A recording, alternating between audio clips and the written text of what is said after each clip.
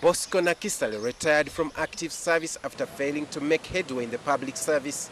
He taught for 12 years and even tried selling examination question papers to shops, but nothing was coming forth. In teaching, I could sell papers of examinations. After examination, then I said to shopkeepers and I borrowed things. Things were hard for me. Then I said, now what can I do? He started beekeeping in 2002 with 2 beehives where he harvests 2.5 liters of honey from each hive. From this humble beginning, he has risen to a level of a consultant. He claims he was inspired through the subject of beekeeping he taught at school.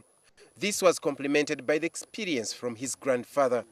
He now boasts of being an employee of bees, and they are his master. And my master, who has employed me, is a bee. And my bees, who have employed me, they get nectar for me from the forage, from the national park, from the trees, and at no cost. A liter of honey now goes for 10,000 on the market, and a kilo of wax goes for 8,000 shillings. He says he earns over 30 million shillings annually, and this has improved his livelihood, and his children are getting quality education. Most of his customers come from eastern Uganda, in supermarkets, hospitals, and public places. One thing he notes is that the demand is very high, and he cannot satisfy the market demand alone. We are now talking of increasing production so that we can satisfy the local market before we talk of exporting honey. Because of the high demand within Uganda, he has not ventured into exporting the product. Being a consultant in beekeeping, he has trained over 450 farmers from Bugisu, Karamoja, Teiso, Central and Western regions. The trainees have acquired skills of making beehives using raw materials at their disposal, such as bamboo, pots, bricks and jerry cans.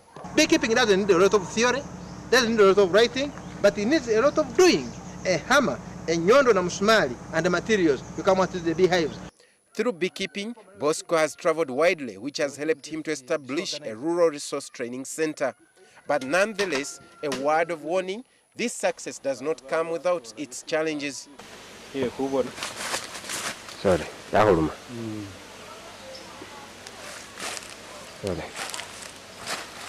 First, the resource center is not well equipped. They lack storage facilities, packaging materials, and theft of honey by members of the community.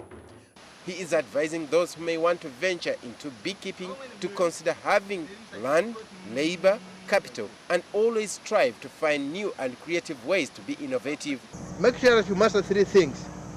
Use your head, use your brain, put in the pocket. So this is P1, P2, P3. P1, knowledge. P2, use your hands. P3, put in your pocket, and there you say you have achieved. If there's nothing in your pocket, then you blame yourself. Don't blame anybody. Why? Because you are not honest. Why? Because you are not innovative. Why? Because you are not resourceful. Why? Because you need to see me and I train you about all those things. And if they want to make profits, they should consider value addition, production and marketing. Since he began beekeeping, Nakisale has never looked back, and to him, honey is what oil is to the Arab world. But he is saddened that many Ugandans are not tapping this God-given natural resource. Hilary Yesiga, NTV.